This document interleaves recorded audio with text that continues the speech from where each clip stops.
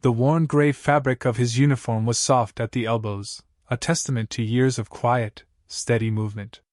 Liam wryly pushed the mop across the vast marble floor of the Vance Innovations lobby, his motions fluid and economical, a slow, silent dance against the echoing emptiness of the night. His tools were old but impeccably maintained. The handle of the mop was smooth from the grip of his hands, the metal of the bucket free of rust. He was not a man defined by his job, but a man who brought a quiet dignity to it. He worked with a focus that was less about the task and more about the rhythm, a way of keeping the world at a manageable, steady tempo.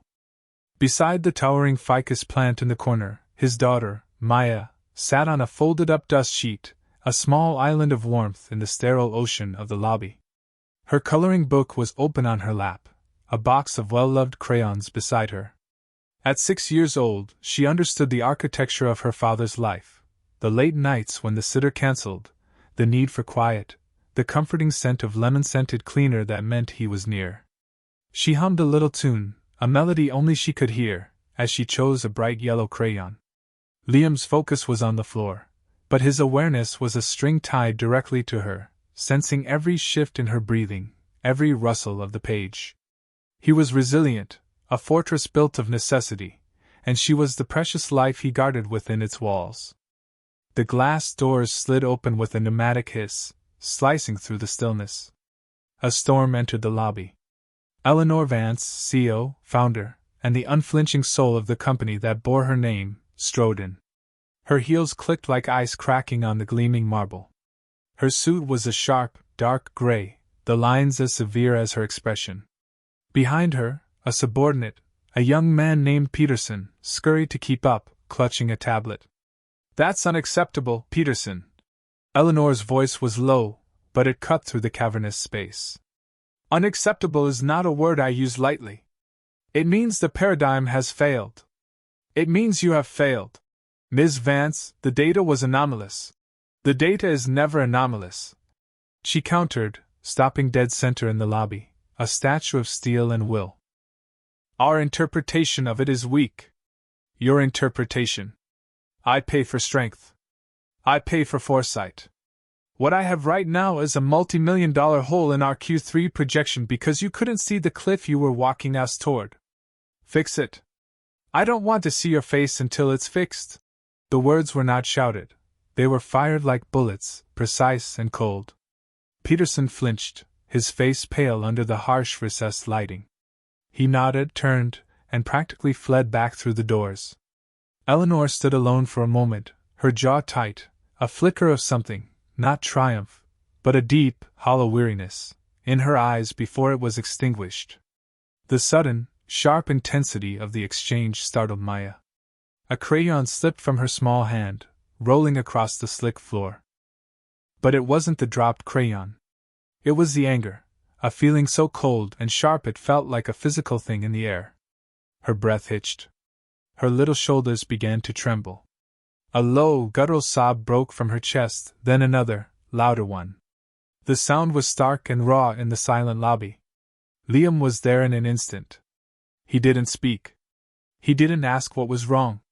He simply knelt before her, his large, gentle frame a shield between her and the cavernous room. He saw her distress, the sensory overload caused by the harsh echo and the sharper emotion. He gently took her hands in his. He turned them palms up and began to move his thumbs in slow, deliberate circles over her skin. Then, his fingers began to dance.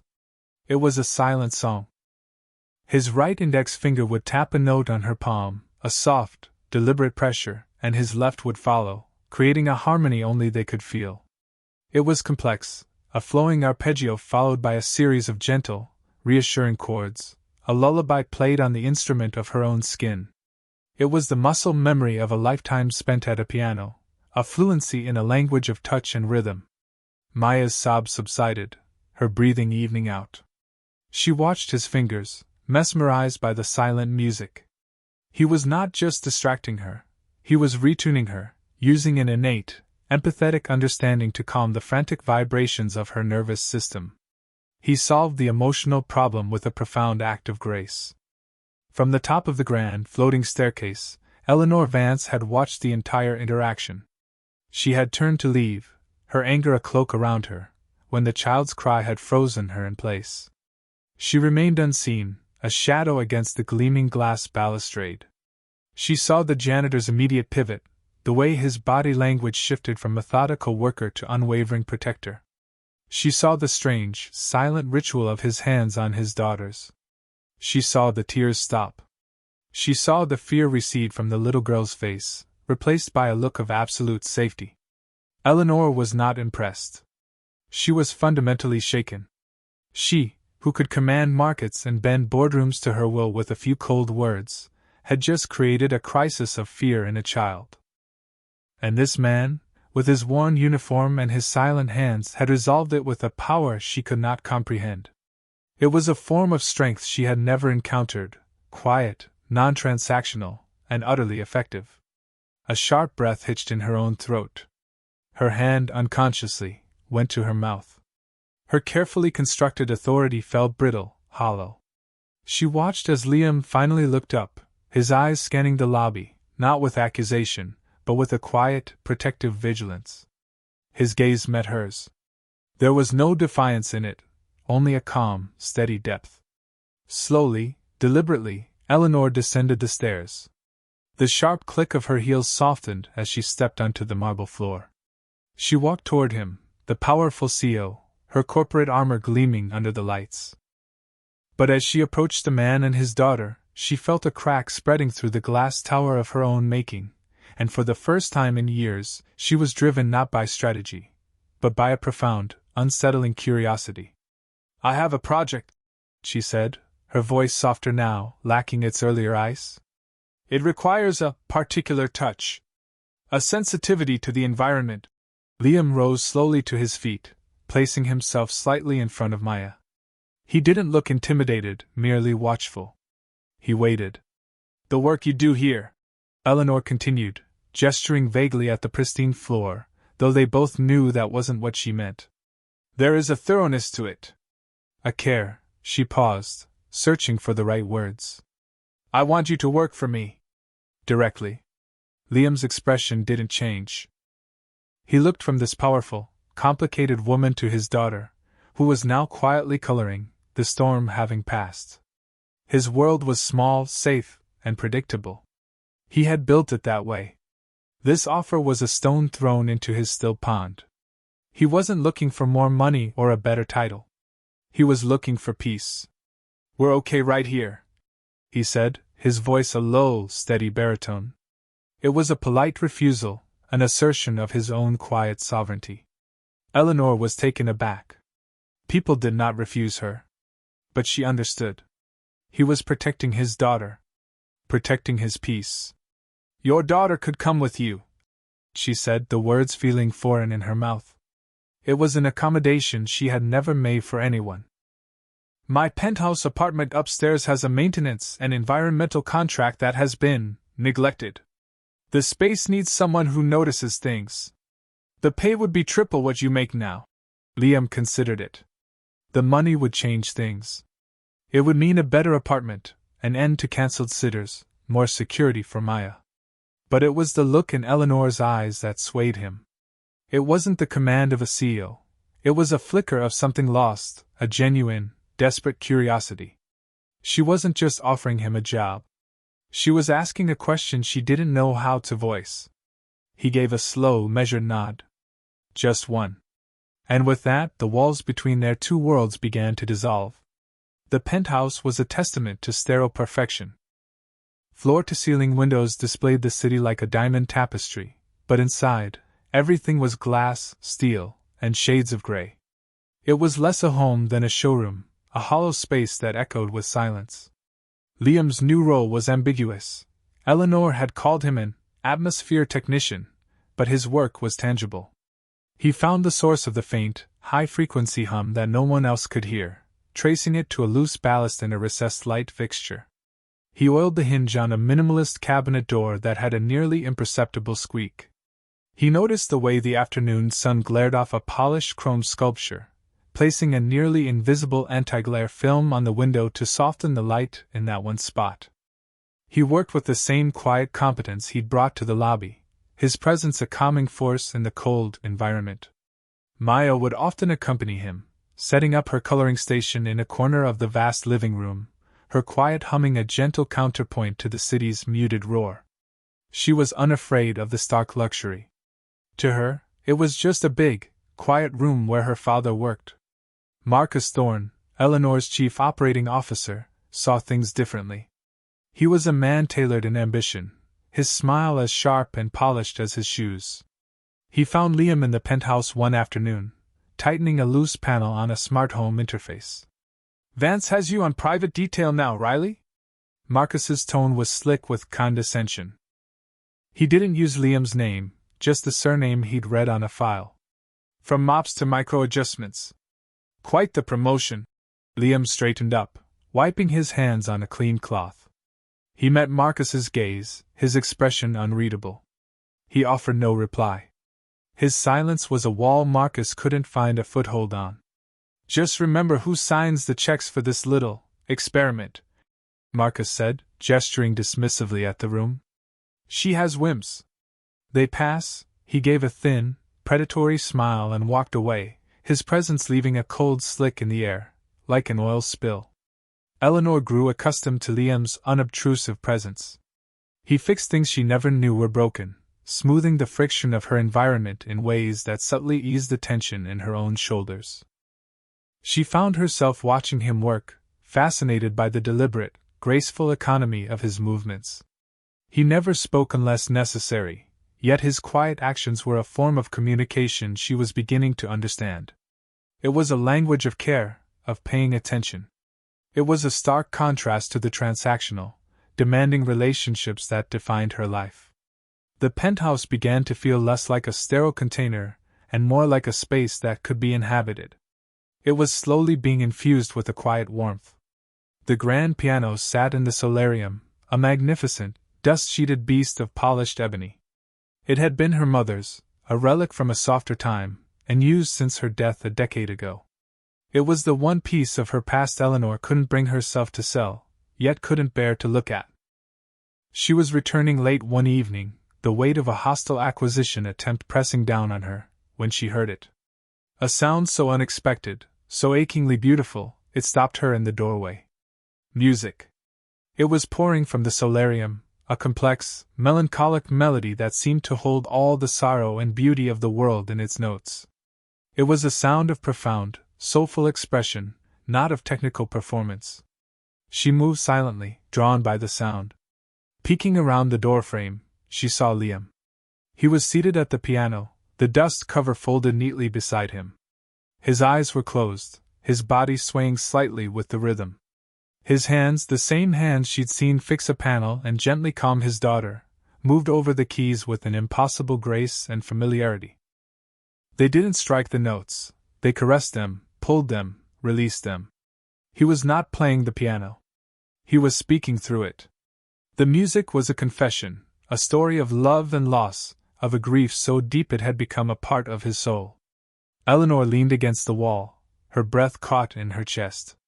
This was the hidden genius. This was the source of the quiet power she had sensed in him. He wasn't just a janitor. He wasn't just a handyman.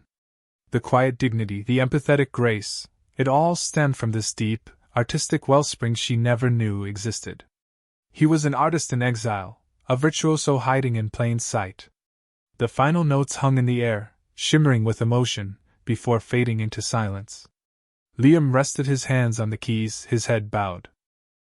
The silence that followed was more intimate than any conversation. Eleanor didn't know how long she stood there before he sensed her presence and looked up. There was no surprise in his eyes, only a quiet resignation, as if he knew the secret couldn't stay hidden forever. "You're not what I expected," she whispered, the words a raw, honest probe into the new reality he represented. Liam's gaze was direct, holding no shame, only a deep, abiding sadness. He looked at the piano, then back at her. "I used to be," he said, a simple statement that held the weight of a different life. And in that shared moment of revelation, the first true thread of intimacy was woven between them, fragile and shimmering in the silent solarium. A few days later, Eleanor found Maya sitting alone in the penthouse living room. Her tongue stuck out in concentration as she worked on a drawing. Liam was on the balcony, cleaning the glass panels with his usual quiet focus.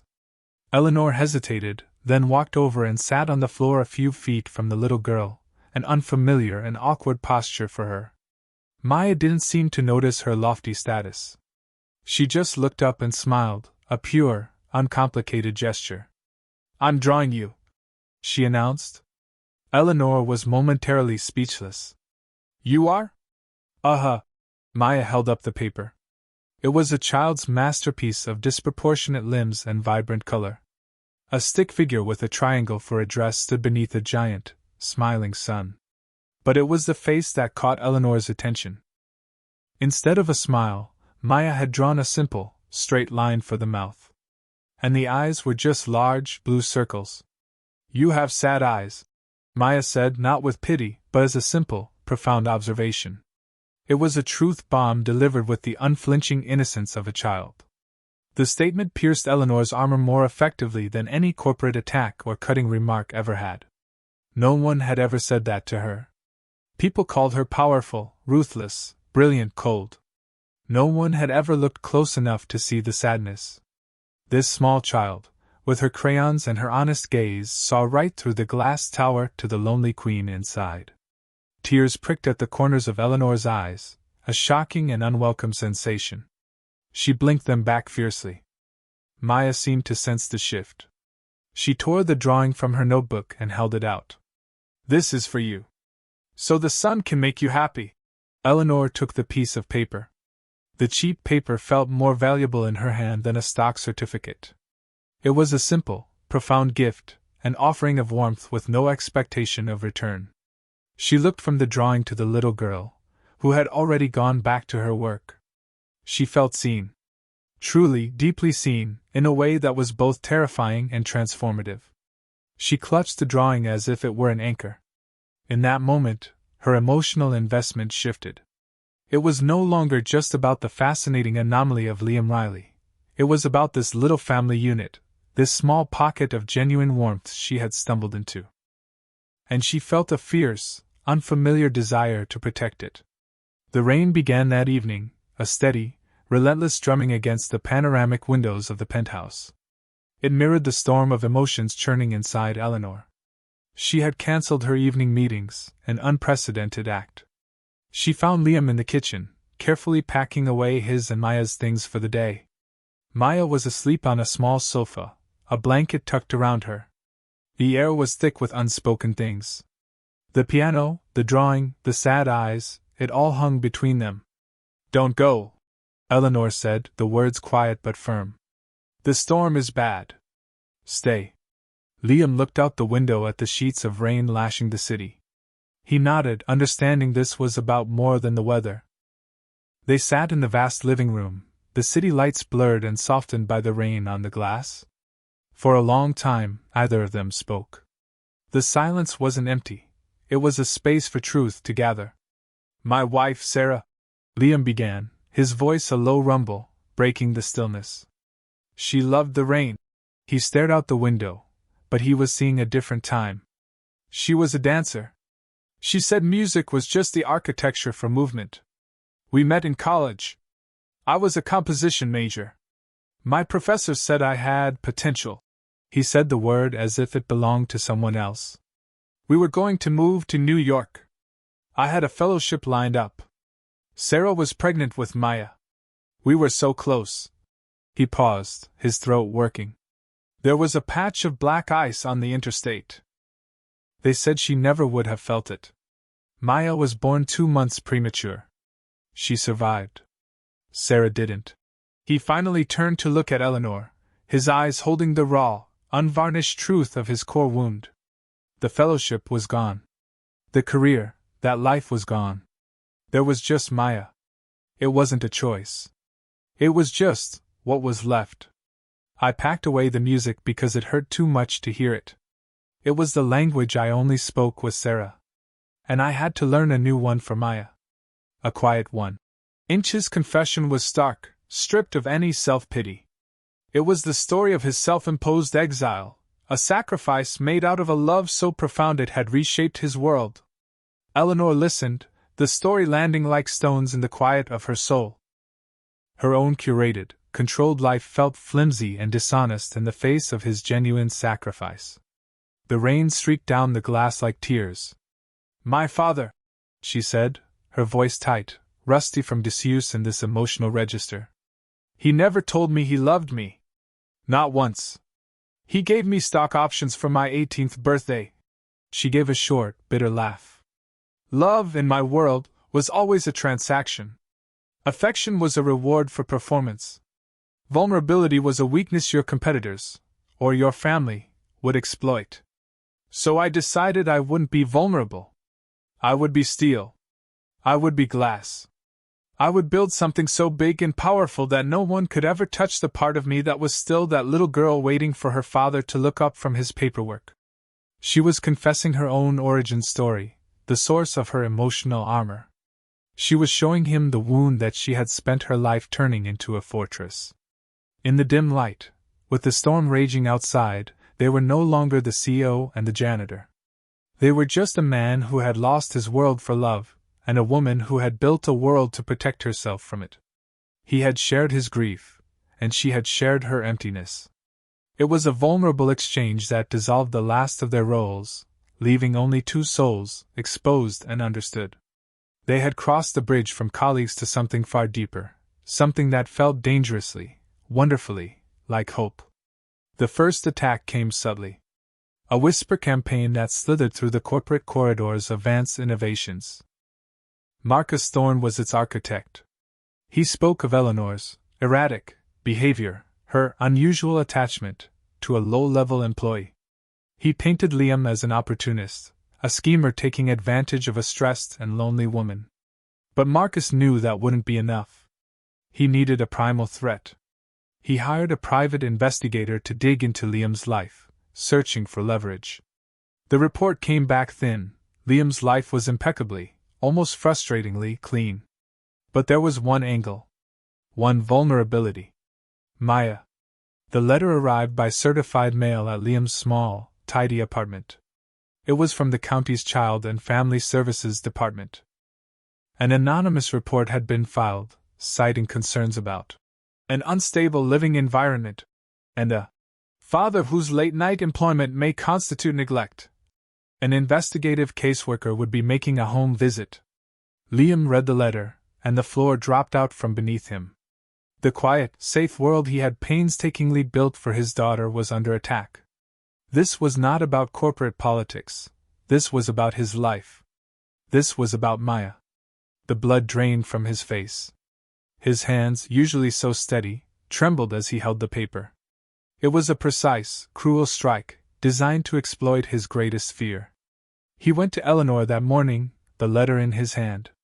He didn't have to explain. She saw the look on his face, a terror she had never seen there before, and she knew. She read the letter, her expression hardening from concern into a cold, diamond-hard fury. This was Marcus's work. He hadn't just attacked her judgment. He had attacked this good man and his innocent child. He had crossed a line from which there was no return. The choice was laid bare before her. She could distance herself from Liam, protect the company's image, appease the board members Marcus was undoubtedly poisoning against her. That would be the safe, strategic move. The old Eleanor would have cut her losses without a second thought. But looking at Liam, at the quiet devastation in his eyes, she felt no instinct for self-preservation. She felt only a white-hot, protective rage. Marcus had threatened her world, not the world of glass and steel, but the new one she was just beginning to find, a world of quiet integrity and tentative warmth. "He will not do this," she said, her voice low and dangerous. "He will not touch you. He will not touch your daughter." She looked directly at Liam, her gaze unwavering. "I stand with you, Liam. Not as your boss, but as your friend." The word felt inadequate, but it was all she had for now. "We are going to fight this. Together." It was a declaration. A choice. She was no longer a queen in a glass tower, watching from a safe distance. She was descending to the battlefield. She picked up her phone and dialed her personal lawyer, a man known for his scorched-earth tactics and fierce loyalty. "Michael," she said, her voice pure ice. "Clear your schedule. We have a problem to annihilate." In that moment, her immense power, which she had always used to build walls, was being repurposed. She was using it to shield, to protect, to form an alliance. She was choosing her new world over the old one, and she would burn the old one to the ground to keep it safe. The annual Vance Innovations Gala was the crown jewel of the city's corporate calendar, a lavish affair held in the grand ballroom of a historic hotel. This year, the air was thick with tension. Rumors had been swirling for weeks.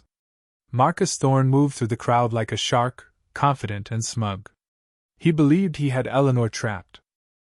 The board was nervous, the investors were watching, and the anonymous CPS complaint had cast a pall over her judgment. Eleanor made her entrance, a vision in a deep sapphire gown. But she was not alone. Liam was at her side. He wore a simple, well-tailored dark suit, a gift from Eleanor that he had accepted with quiet reluctance. He looked uncomfortable in the opulent setting, but he stood tall, his presence a silent statement of solidarity. Whispers followed them through the room. Marcus chose his moment during Eleanor's keynote address. After she finished her speech about the company's future, he stepped to the podium for his own remarks, a planned part of the program. "Thank you, Eleanor," he began, his voice oozing false sincerity. "For that vision. A vision we all want to believe in. But leadership requires more than vision. It requires stability. Judgment. It requires an unwavering commitment to the values that made this company great, not personal distractions." The insinuation was clear, and a murmur went through the room. He had laid the trap. Eleanor did not rise to the bait. Instead, she returned to the podium after he finished, a calm, unreadable expression on her face.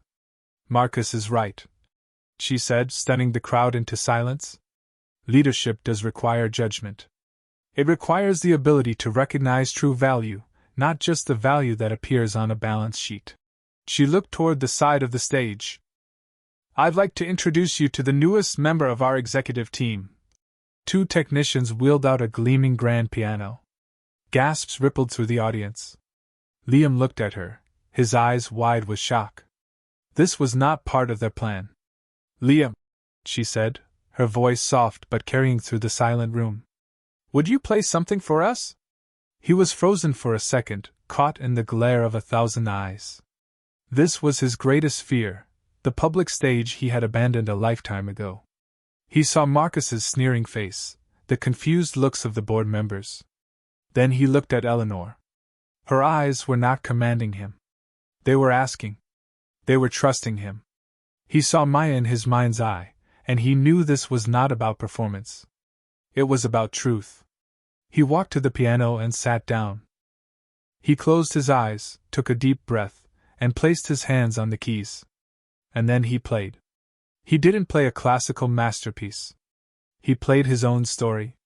The music began with a melody of profound, heartbreaking sorrow, the loss of Sarah. It was the music Eleanor had heard in the solarium. But then it shifted.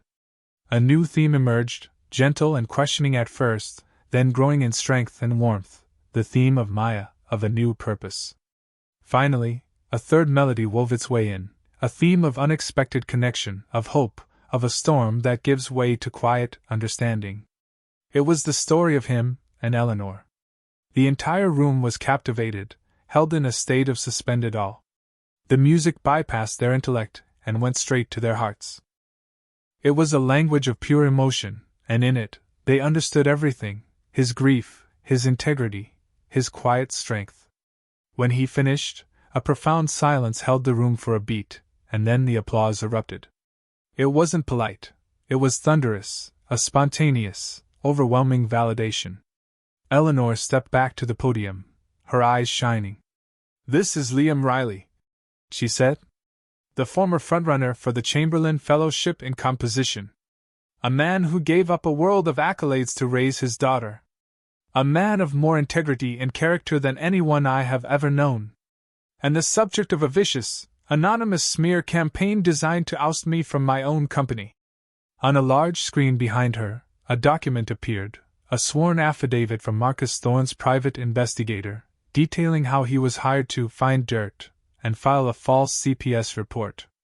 It was accompanied by incriminating emails. Michael, her lawyer, had been brutally effective. Marcus's face went white. The crowd turned on him, their admiration for Liam transmuting into disgust for Marcus. His career was over. Eleanor walked over to Liam, who was now standing by the piano. In front of her board, her employees, and the entire city, she took his hand. It was a simple, public gesture of their unity. It was not a gesture of a CEO rewarding an employee. It was a gesture between equals. Between partners. They stood together, a united front, and in the eyes of their world, they were no longer just a puzzle. They were a team. The fallout was swift and decisive. Marcus Thorne was fired for cause, escorted from the building before the gala had even officially ended. The board, faced with the irrefutable evidence of his conspiracy and the overwhelming emotional impact of Liam's vindication, gave Eleanor their unanimous and unconditional support. The CPS case was dropped the next morning, accompanied by a formal apology. That evening, the penthouse was quiet. The adrenaline of the public confrontation had faded, leaving a peaceful, cathartic stillness in its wake. Liam stood by the window, looking out at the city that no longer felt so threatening. Eleanor came and stood beside him. "You were terrified," she said softly. "Yes," he admitted. "But then I looked at you. And I wasn't afraid of them anymore." She turned to face him, her expression open and vulnerable in a way he had never seen. The last piece of her armor had finally fallen away. "What you did tonight, what you play, it's who you are, Liam. I'm sorry I made you do it in front of all those people. You didn't make me," he said, his voice gentle. "You trusted me. No one's done that in a long time."